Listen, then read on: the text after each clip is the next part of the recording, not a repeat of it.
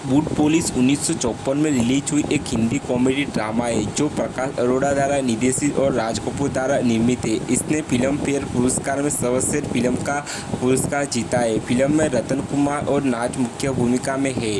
भोला और बेलू को उनकी मां की मृत्यु के बाद उनकी दुष्ट चाची कमला एक वेश्या की देखभाल में छोड़ दिया गया है।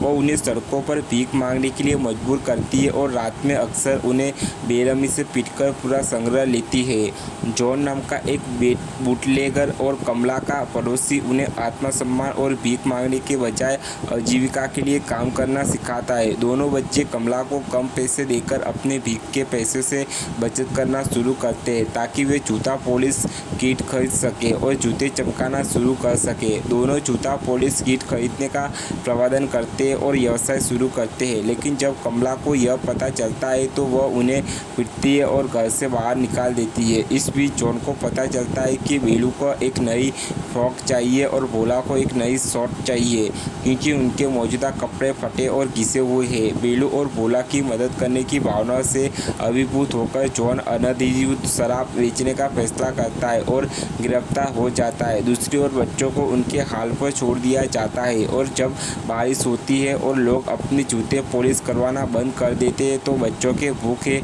मरने की नौबत आ जाती है। भोला फिर कभी भीख नहीं मांगना चाहता और बरसात की रात में उसे उछल गया एक सिक्का अस्वीकार कर देना था।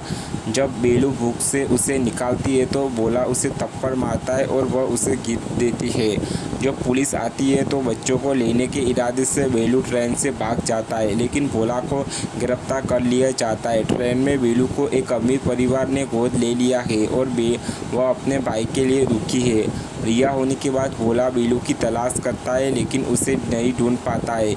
एक अनाथालय से भागने के बाद उसे काम नहीं मिल पाता और वह अध्यात्मिक भूख से भीख मांगता है।